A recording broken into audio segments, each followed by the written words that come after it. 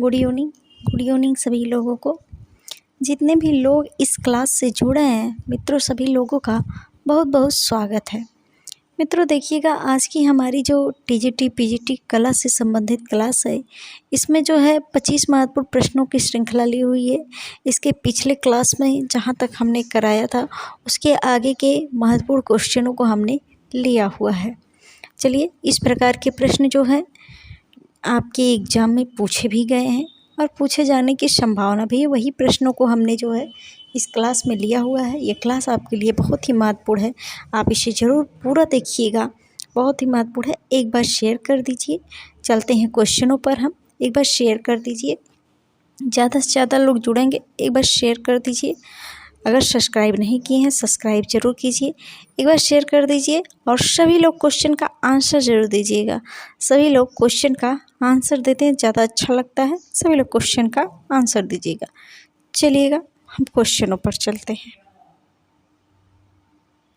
प्रश्न है, सभी लोग जवाब दीजिएगा। बहुत ही महत्वपूर्ण प्रश्नों को हमने लिया हुआ है, सभी लोग जवाब दीजिएगा। देखिएगा, आज का हमारा पहला प्रश्न है। प्रश्न है हमारा, निम्न में से कौन सा ग्रंथ अपभ्रंश शैली का है? निम्न में से कौन सा ग्रंथ अपभ्रंश शैली का है, बताइएगा। यहाँ पे ऑप्शन है आपके साधनमाला, उत्तराध्ययन सूत्र, गीत गोविंद और जो है 12मासा। आपके जो है 4 ऑप्शन है, बताइएगा। आप सभी लोग जवाब दीजिएगा। देखिएगा, कौन सा ग्रंथ अपभ्रंश शैली का है, यह प्रश्न पूछा जा रहा है, बताइएगा। अपभ्रंश शैली, अब सभी लोग जानते हैं अपभ्रंश शैली जो है पश्चिमी भारतीय शैली, गुजराती शैली, इसी का नाम है। जो है इसका जो आप देखेंगे अपभ्रंश शैली, अपभ्रंश शैली का इनमें से जो ग्रंथ है वह है आपका उत्तराध्ययन सूत्र। ऑप्शन नंबर आपका दूसरा सही हो जाएगा, उत्तराध्ययन सूत्र। चलिए अगला प्रश्न देखते हैं।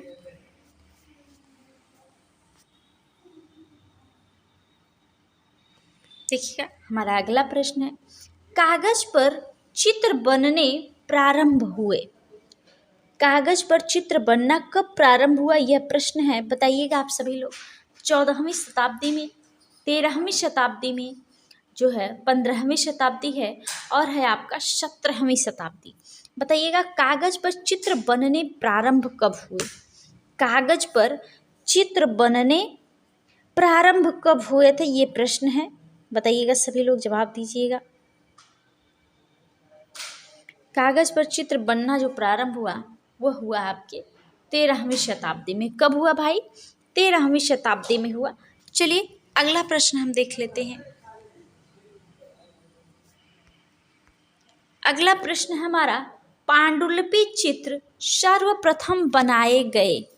पांडुलिपि चित्र सर्वप्रथम बनाए गए, कपड़े पर बनाए गए, ताड़पत्र पर बनाए गए, या कागज पर बनाए गए, या दफ्ती पर बनाए गए, बताइएगा। जो पांडुलिपि चित्र है वह सबसे पहले किस पर बनाए गए? आप सभी लोग जानते हैं, वह जो है ताड़पत्र पर बनाए गए। ताड़पत्र पर, जिसे हम लघु चित्रकला जो है आपकी पाल शैली, पूर्वी शैली, इन सभी नामों से जानते हैं, जिसका मुख्य केंद्र बंगाल, बिहार और नेपाल रहा। उस पर सबसे पहले जो है पांडुलिपि चित्र जो है सबसे पहले ताड़पत्रों पर बनाए गए। चलिएगा, हम अगला प्रश्न देखते हैं।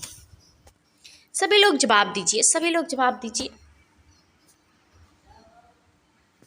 चलिए देखिएगा, भारत में लघु चित्रों का प्रारंभ किसने किया? भारत में लघु चित्रों का प्रारंभ किसने किया? यहाँ पे पाल है, जैन है, राजपूत है और मुगल है।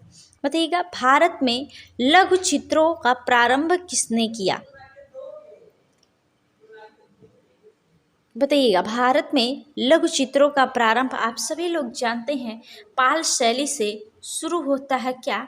लघु चित्रकला की शुरुआत होती है। लघु चित्रकला की शुरुआत होती है किससे? पाल शैली से। चलिए अगले प्रश्न पर चलते हैं। चलिए दक्षिण शैली किन चित्रों के लिए प्रसिद्ध है? दक्षिण शैली, देखिएगा, दक्षिण शैली किन चित्रों के लिए प्रसिद्ध है? पोथी में, मंदिरों में, गुहाओं में, व्यक्ति चित्रण में। बताइएगा किसके लिए द्रविड़ शैली को हम जानते हैं, दक्षिणी शैली को हम जानते हैं, वह किसके लिए जानते हैं? आप सभी लोग जानते हैं, जो दक्षिण शैली है वह जो है मंदिरों के लिए जो है प्रसिद्ध है। आप जानते हैं द्रविड़ भारत यानी दक्षिण भारत के मंदिरों को आप देखेंगे, इतने खूबसूरत मंदिर बनाए गए, वह उसी लिए विख्यात है। दक्षिण भारत, दक्षिण शैली इसीलिए विख्यात है मंदिरों के लिए ही। इतनी खूबसूरत नक्काशी तराश कर पत्थरों को बनाया गया हुआ है। चलिए अगला हम प्रश्न देखते हैं।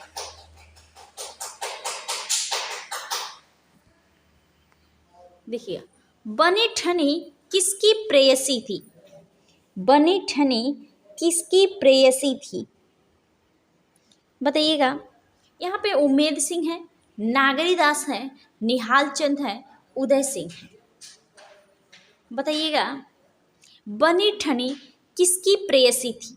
बनी ठनी जो है वह किसकी प्रेयसी थी भैया? नागरी दास की। नागरी दास की प्रेयसी थी। निहाल चंद जो हैं वह कलाकार हैं जिन्होंने बनी ठनी को बनाया हुआ है, और नागरी दास की प्रेयसी। और कौन सी शैली है आपकी? किशनगढ़ शैली है, किशनगढ़ शैली है। चलिएगा, किशनगढ़ शैली है। और यहाँ पे उदय सिंह का भी नाम है। देखिएगा, उदय सिंह के जो है 8वें पुत्र, उदय सिंह के 8वें पुत्र रहते हैं किशन सिंह, और किशन सिंह ही किशनगढ़ की स्थापना करते हैं। उदय सिंह के 8वें पुत्र जो हैं किशन सिंह हैं, और किशन सिंह ही जो है आपकी किशनगढ़ की स्थापना करते हैं। चलिए अगला हम प्रश्न देखते हैं।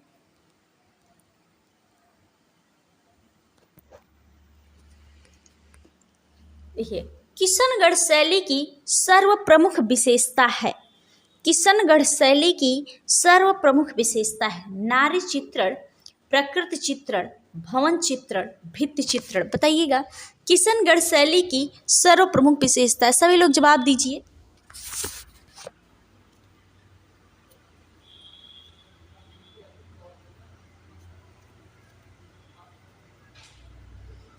चलेगा, बताइएगा सभी लोग।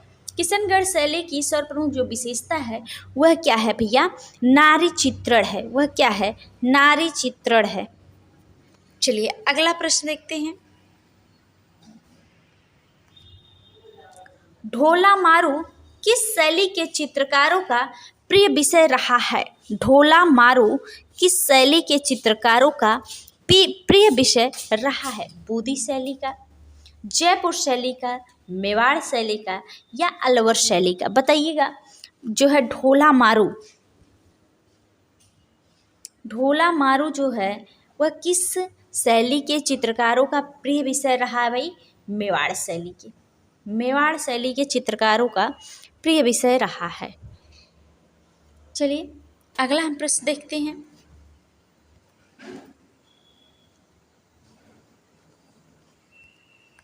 चलिए, हाथी दांत पर व्यक्ति चित्रण किस शैली की विशेषता है?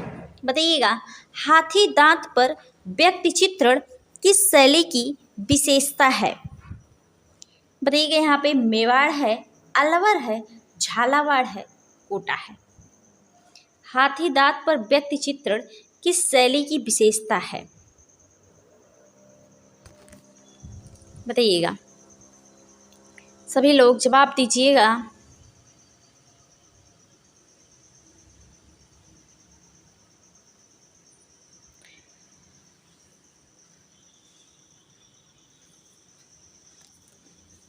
बताइएगा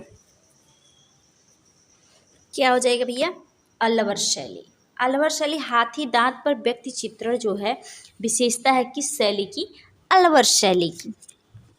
अगला प्रश्न देखते हैं। रुकनुद्दीन किस शैली का प्रमुख चित्रकार था? रुकनुद्दीन किस शैली का प्रमुख चित्रकार था? बीकानेर शैली का, अलवर शैली का, जयपुर शैली का, अंबर शैली का? बताइएगा रुकनुद्दीन किस शैली का प्रमुख चित्रकार था भाई? रुकनुद्दीन आप सभी लोग जानते हैं बीकानेर शैली, बीकानेर शैली का प्रमुख चित्रकार कौन था? जो है रुकनुद्दीन था, रुकनुद्दीन। देखिए बीकानेर शैली में जो है मुगल शैली का भी प्रभाव रहा है बीकानेर शैली में, और कई मुस्लिम चित्रकार भी बीकानेर शैली में रहे हैं। चलिए अगला हम प्रश्न देखते हैं।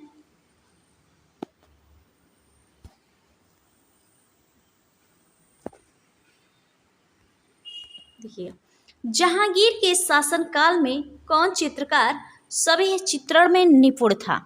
जहांगीर के शासनकाल में कौन चित्रकार सभी चित्रण में निपुण था? मंसूर, बिशनदास, अबुल हसन, बसावन। बताइएगा बताइएगा सभी लोग, सभी चित्रण में कौन चित्रकार जो है निपुण था? कौन था भाई? बिशनदास जी थे। कौन थे? बिशनदास जी। अगला हम देखते हैं, निम्नलिखित में से कौन सा भारतीय चित्र संग्रह है? निम्न में से कौन सा भारतीय चित्र संग्रह? तूतीनामा है, खमसा निजामी है, अनवर सुहेली है, सभी। यह सभी जो हैं तीनों आपके भारतीय चित्र संग्रह में है, या तूतीनामा है, या खमसा निजामी, या अनवर सुहेली है। क्या है आपका? अनवर सुहेली जो है वह भारतीय चित्र संग्रह में है। अगला प्रश्न देखते हैं, अकबर कालीन भित्ति चित्रण कहाँ हुआ? आगरा किले में, फतेहपुर सीकरी में, दिल्ली में, इलाहाबाद में। अकबर कालीन भित्ति चित्रण कहाँ पर हुआ है? बताइएगा। अकबर कालीन भित्ति चित्रण जो हुआ है आपके इलाहाबाद में हुआ है। भित्ति चित्रण की बात की जा रही है, भित्ति चित्रण जो है वह इलाहाबाद प्रयागराज में हुआ है। चलिए अगला हम प्रश्न देख लेते हैं, जिस शैली की मूल प्रेरणा ईरानी होते हुए भी आत्मा भारतीय है वह शैली है। जिस शैली की मूल प्रेरणा ईरानी है और आत्मा क्या है? भारतीय है, वह कौन सी शैली है? जैन है, मुगल है, राजस्थानी है कि पहाड़ी है? आप सभी लोग जानते हैं वह कौन सी शैली है? वह कौन सी शैली है? मुगल शैली है, वह शैली है मुगल शैली। चलिए अगला हम प्रश्न देखते हैं, मुगल चित्रकला है, मुगल चित्रकला है सुरक्षित कला है, स्वतंत्र कला है, निजी कला है, या व्यावसायिक कला है? मुगल चित्रकला कैसी चित्रकला है ये आपको बताना है। बताइएगा सभी लोग, जवाब दीजिएगा। मुगल चित्रकला जो है वह जो है एक सुरक्षित कला है। क्या है? मुगल चित्रकला एक सुरक्षित कला है। चलिए अगला हम प्रश्न देखते हैं,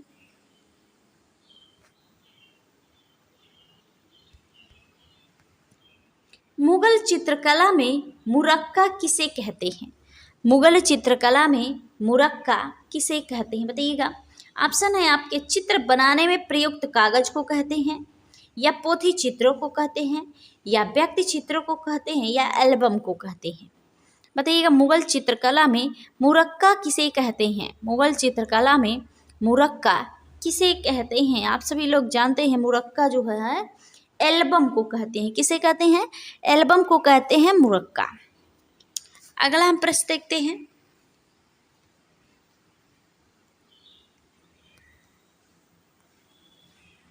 चलिए कांगड़ा शैली के चित्रों के विषय हैं, कांगड़ा शैली के चित्रों के विषय हैं रागमाला है, कृष्ण लीला है, नायक नायिका है, उक्त सभी है। बताइएगा कांगड़ा शैली के चित्रों के विषय क्या हैं? कांगड़ा शैली के चित्रों के विषय रागमाला, कृष्ण लीला और जो है आपके नायक नायिका, ये सभी हैं। अब राजस्थानी कला की बात करेंगे तो लगभग सब जो है राजस्थानी कला के जितनी भी शैलियाँ हैं, मेवाड़, मारवाड़, हड़ौती, ढूढ़ार, ये चार शैलियों की जितनी उपशैलियाँ लगभग रागमाला, कृष्ण लीला, नायक नायिका, ये सभी राजस्थानी कला के जो है अन्य शैलियाँ जितनी भी हैं उसमें लगभग सभी में हुआ है। और ये जो है आपकी कांगड़ा जो है पहाड़ी है। पहाड़ी शैली में भी इनका चित्रण हुआ और राजस्थानी शैली में भी इनका चित्रण हुआ है। चलिए अगला प्रश्न देखते हैं।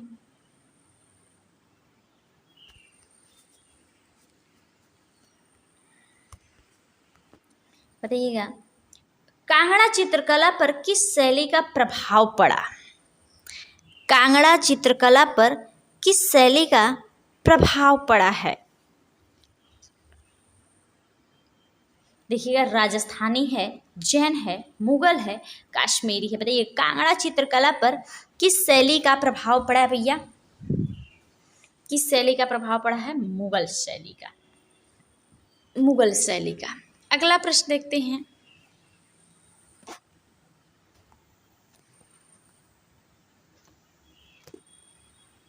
देखिएगा, कांगड़ा चित्रकला का दूसरा नाम है, कांगड़ा चित्रकला का दूसरा नाम क्या है? यह प्रश्न है, बताइएगा। राजस्थानी चित्रकला, मुगल चित्रकला, पहाड़ी चित्रकला, गढ़वाली चित्रकला। बताइएगा कांगड़ा चित्रकला का भी हमने बताया, कांगड़ा जो चित्रकला है वह पहाड़ी चित्रकला से संबंधित है। यहाँ पे पहाड़ी चित्रकला है। चलिए अगला हम प्रश्न देखते हैं।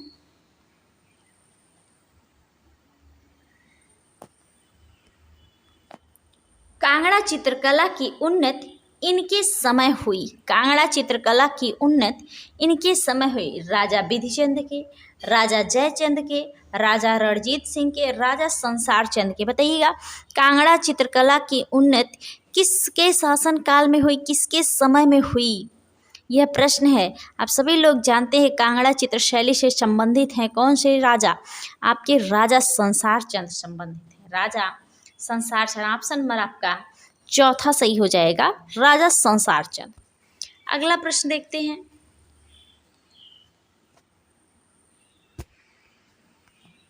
राग रागिनियों का अंकन किस शैली में सर्वाधिक हुआ है?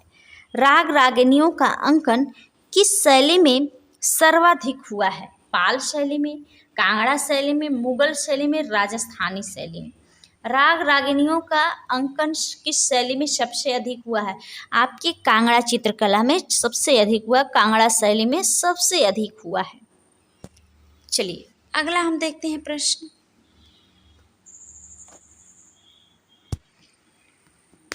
संगीत से संबंधित चित्रों को क्या कहते हैं? संगीत से संबंधित चित्रों को क्या कहते हैं? रागमाला, लघु चित्र, पशु पक्षी, छवि। संगीत से संबंधित लघु चित्रों को जो है, संगीत से संबंधित चित्रों को क्या कहते हैं भाई? रागमाला कहते हैं। क्या कहते हैं? रागमाला कहते हैं। अगला हम प्रश्न देखते हैं।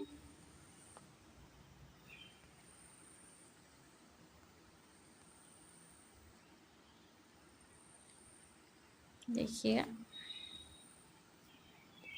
थोड़ा सा इधर उधर हो गया है।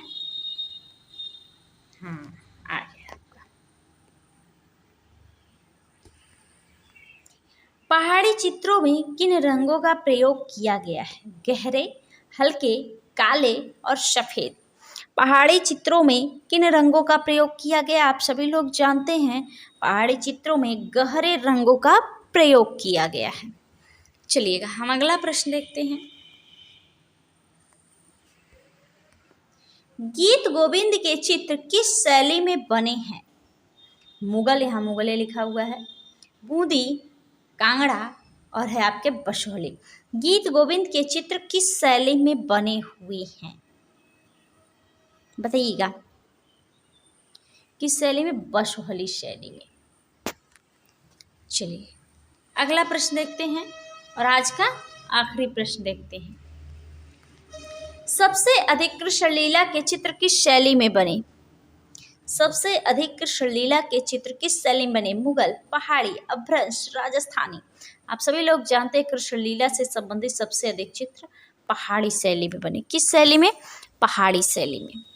चलिएगा मित्रों, देखिएगा ये हमारा आज का आखिरी क्वेश्चन रहा। आप सभी लोग कमेंट करके बताइए आपको क्वेश्चन कैसे लगे, आपको क्लास कैसी लगी। तब तक के लिए सभी लोगों को गुड नाइट, धन्यवाद।